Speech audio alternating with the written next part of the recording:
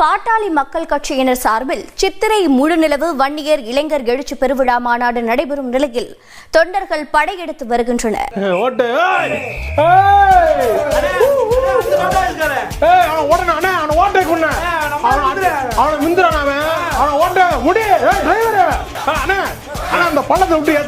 என்னடா பொதுக்குழு செயற்குழு இந்த நாய்ங்க பண்ற இம்சை தாங்க முடியல. பஞ்சாயத்தடா முடிச்சு நமக்காக அம்பட்டு போலும் புள்ள குட்டியோட வெயில்ல காத்து கிடக்குறாங்களே. சித்திரை முழுநிலவு வன்னியர் பெருவிழா மாநாட்டில் கலந்து கொள்வதற்காக வரும் தொண்டர்கள் ஆபத்தான முறையில் வாகனத்தின் மேல் நின்று ஆட்டம் போட்டும் வாகனத்தில் தொங்கியபடியும் செல்கின்றனர். தூக்கிட்டு போறாங்க, கீழே விழுந்து காலகை உடச்சுக்க போறாங்க. ஏதோ காரியம் மாட்டான்னு தூங்குறாங்க, தூக்கிட்டு போறாங்க. உனக்கு என்ன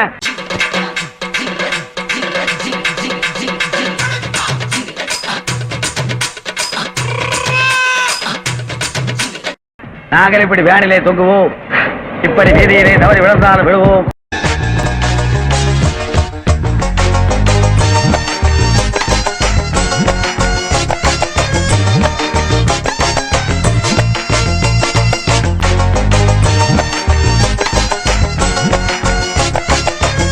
இந்த ஊர்ல நடக்கிற எல்லா முட்டாள்தனத்துக்கும் காரணம் அவர் தான். அவர் மட்டும் இல்ல, இந்த அறவே கடந்து பல்வேறு மாவட்டங்களில் இருந்து பாமக தொண்டர்கள்லாம் வருகை தந்திருக்கிறார்கள். அந்த காட்சிகளையே பார்த்து வருகிறோம். இந்த கிரேட் கிரிகாலுடைய மேட்சிக்க பாக்குறதுக்கு எவ்வளவு கூட்டம் பார்த்தியா.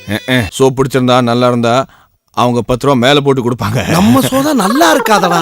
கான்ஃபிடென்ட். பல லட்சம் கொடிகளை ஏற்றியவர் இந்த மாநாட்டில் மிகப்பெரிய வன்னியர் சங்க கொடியை ஏற்றுவதற்காக இதோ வருகை தருகிறார்.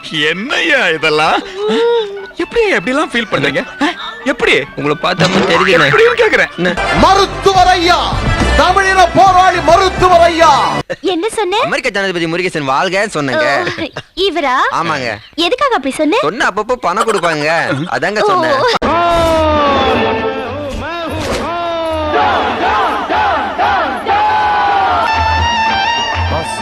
உங்களையே நம்பி இருக்காங்களே இவ்வளவு மக்கள், அவங்களுக்காக நீங்க என்ன பண்ண போறீங்க? இதுவரைக்கும் உங்க 2 பேருக்கு நான் என்ன பண்ணிருக்கேன்? ஒண்ணும் பண்ணல. அதேதான் அவங்களுக்கு போய் சொல்றேன். மரியாதைக்குரிய மருத்துவர் ஐயா அவர்களே,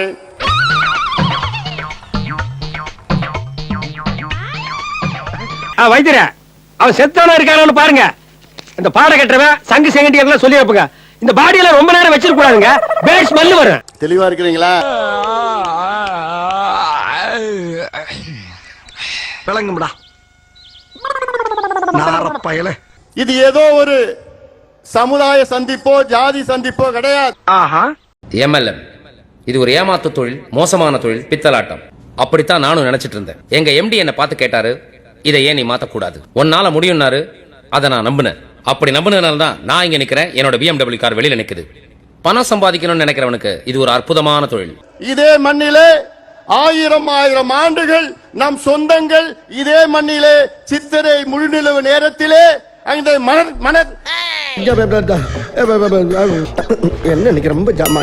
ஆனால் இந்த நேரத்திலே என்னுடைய அண்ணன் காடுவெட்டியார் மாவீரன் இந்த மாநாட்டிலே இல்லை. நீதான் பேசுறியா? ராமமூர்த்தி முதல் காடுவெட்டி குரு வரை ரத்தத்தை உரிந்த ஒட்டுணிகள் நீங்கள். அந்த சமூகத்தில் இருந்து கேட்கிறேன், அந்த வன்னிய சமூகத்துல பிறந்தவன் என்ற உரிமையில் கேட்கிறேன்.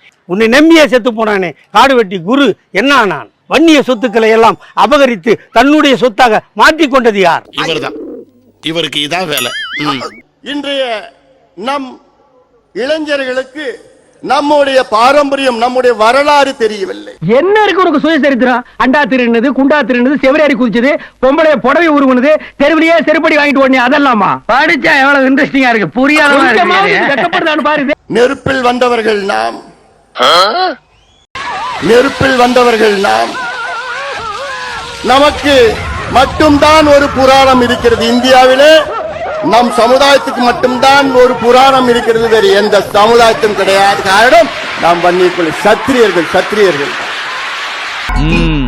இந்த காரி மூஞ்ச கதையெல்லாம் ஒரு காவிய கதை மாதிரி இங்க வந்து சொல்லி அங்க டைமை வேஸ்ட் பண்ணுகிற.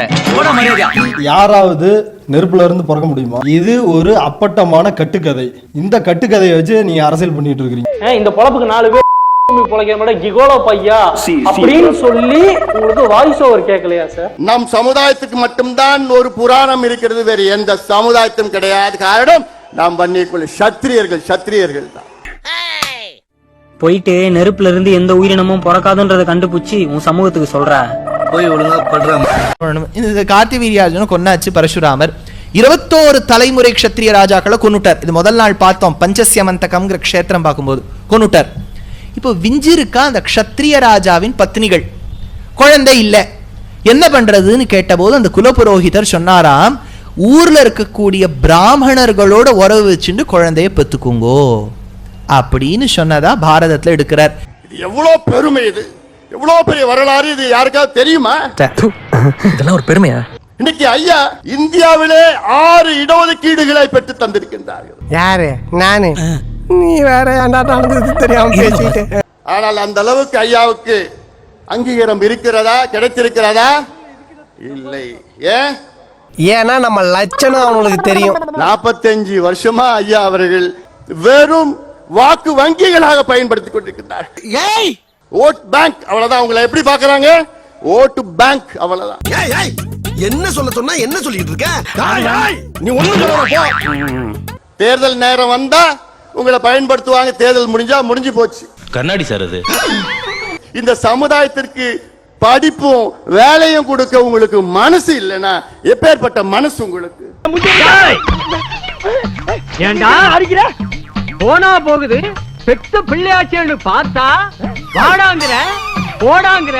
இன்றைக்கு இந்த கூட்டம், நாம் கூடிய கூட்டம் நம்முடைய உரிமைகளுக்காக நாம் இங்கே கூடியிருக்கின்றோம். கட்டடம் உங்களுக்காடா கேக்குறான், அவனுக்கு கேட்டுக்கிறான்டா. நீங்க படிக்கணும், உங்க பிள்ளைகள் படிக்கணும், படிச்சு வேலைக்கு போகணும்னு 45 ஆண்டு காலம் நம்முடைய மருத்துவர் ஐயா அவர்கள் உங்களுக்காக உழைத்துக் கொண்டு. இதெல்லாம் புயல் காத்துல உட்காந்து எவனா பொறி சாப்பிடுவான், அவங்கிட்ட போய் சொல்றா. உங்க ஜாதியில பண வசதி இல்லாம, படிக்க வசதி இல்லாம எத்தனை ஏழை மாணவர் இருக்காங்க. அவங்கள யாரையாவது உங்க செலவுல படிக்க வச்சிருக்கீங்களா? பட்டம் வாங்கி கொடுத்திருக்கீங்களா? இல்ல. போராட்டம் போராட்டம் புத்திய மாத்தி ஜெயிலுக்கு அனுப்பியிருக்கீங்க. அவங்க குடும்பத்தை எல்லாம் சீரழிச்சு நடுத்தரவுல நிறுத்தி இருக்கீங்க. சரி, எனக்கு ஒரு ஆசை இருக்கு. என்ன ஆசை?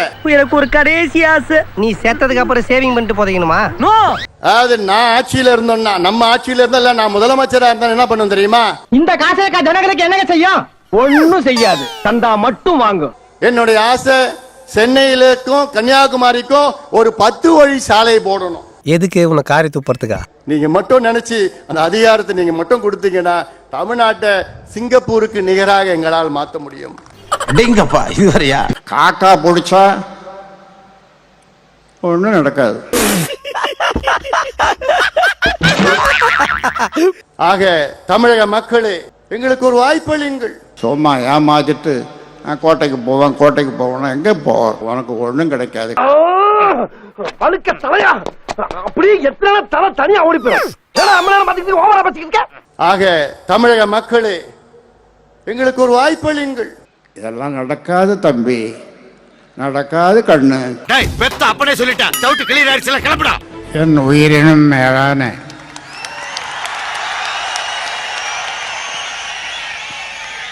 என் உயிரை விட மேலான அட சொட்ட தலையா, சொன்னதே திரும்ப திரும்ப சொல்றானே, என்ன வியாதி உனக்கு? 10.5 10.5 சொல்லிட்டே இருக்கே தவிர அவங்க கொடுக்கிற மாதிரி இல்லை.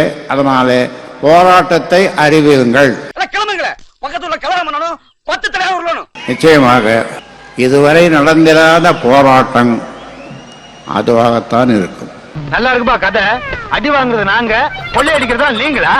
இந்தியாவிலே இல்ல உலகத்திலேயே ஒரு மனிதன் காலையிலே தூக்கத்திலிருந்து எழுந்ததும் உலகத்தில் உள்ள ஜீவராசிகள் எல்லாம் மகிழ்ச்சியாக வாழ வேண்டும் என்று நினைக்கிற ஒரே ஒரு மனிதன் இந்த ராமதாஸ். யார்? நீயா? அது என்னமா கொஞ்சம் கூட வெக்கப்படாம பேசிட்ட? அன்று 4 தொகுதியிலே வெற்றி பெற்றோம். இன்று கூட்டணியிலே சேர்ந்து 5 தொகுதியிலே வெற்றி பெற்றோம். இது நமக்கு வெக்கமாக இல்லையா? அசிங்கமாக இல்லையா? நான் ஒரு முளை கயிறு தருகிறேன், அதை வாங்கி கொண்டு போய் ஒத்த புளிய மரத்தில் தூக்கில் தொங்குங்கள்.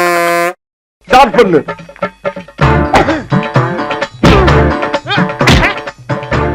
இங்கிட்டு வா. அப்படியா?